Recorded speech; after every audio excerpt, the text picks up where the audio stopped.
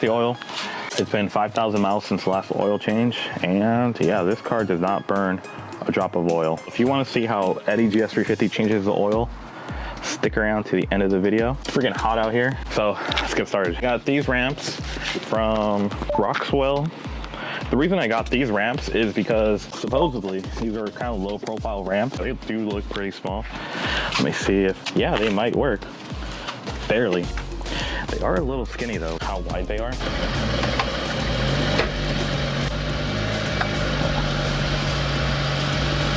Bruh.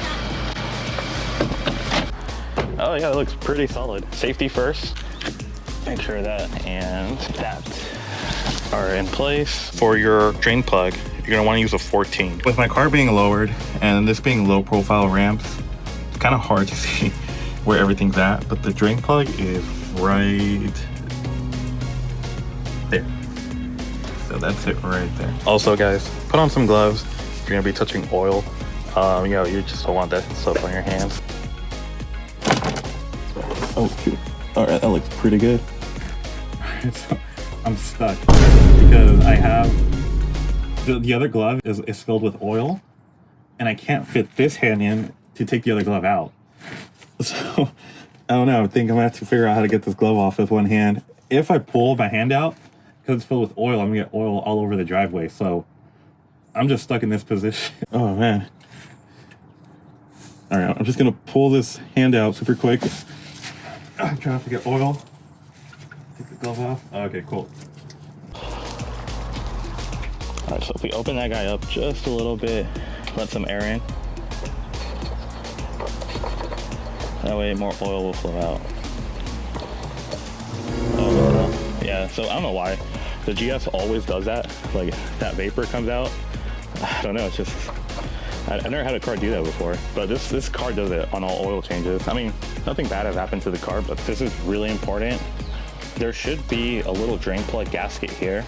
So either it fell or it's still stuck to the car. If I were to just put this on without thinking about it, I would have a double gasket and oil will start leaking. So I'm gonna go find the old one, make sure it is not stuck on the car. Always replace this, guys. There was one time I used like an aftermarket one, and sure enough, my car was leaking a little bit. So just use the OEM one. It's only like $1. An engine is like 10 grand. Yeah, it's right there. So let me get that guy off and not double stack it. The perfect example of what to watch out for. Just a quarter of a turn, maybe a little bit more. And that's good. One thing that's also really important is these grooves have function. You have to make sure that each groove, not just one of them, all three of them are in correctly, or else you're gonna damage your oil filter. Make sure that all three prongs are in securely.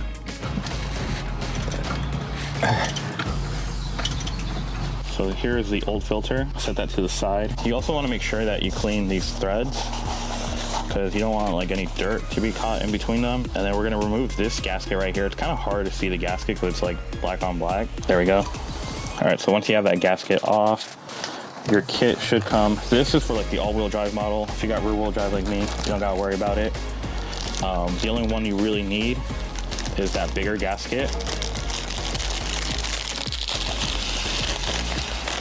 So take this big gasket out, get this guy on. Oh, that snapped right into place.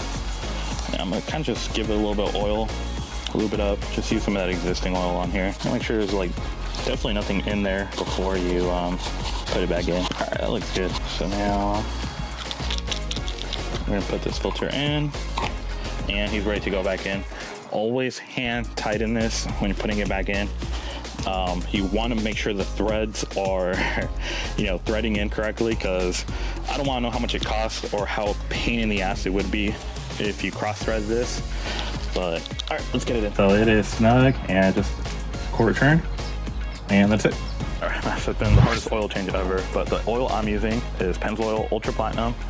If you haven't seen the How to Make Your Lexus Last Forever video, check that video out. Talk a little bit more about it in there. The other thing too is always wash this.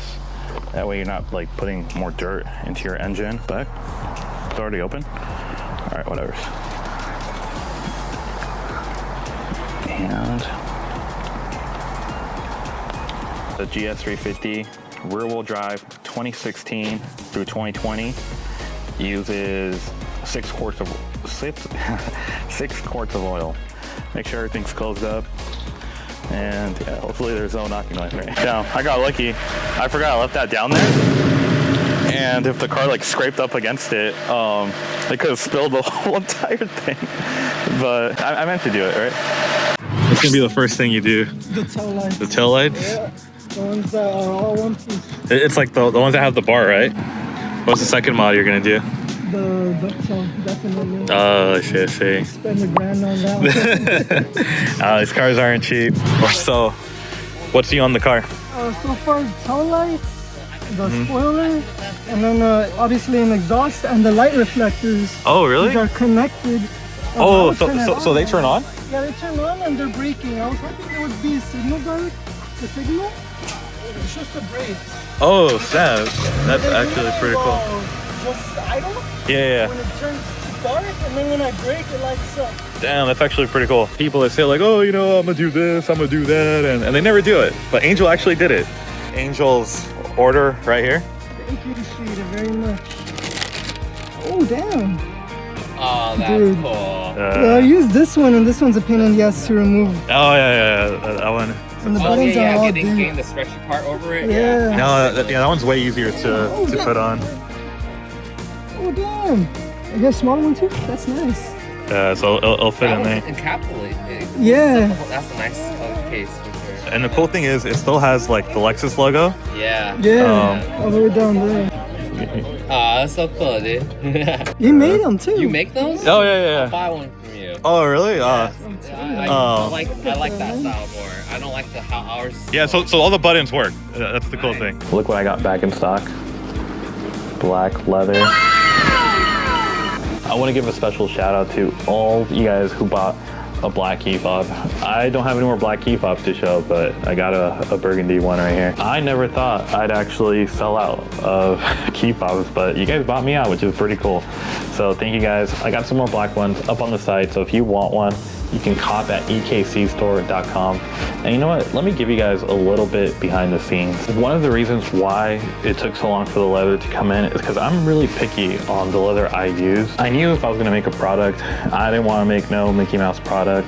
So I've gone through so many iterations of leather, like this one. It's just too thin. It doesn't really hold its shape well.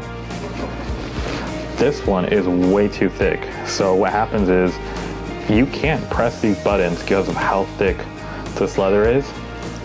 Now this one is actually perfect, almost. If you put this guy in here, you can press all the buttons. So everything works perfect, right?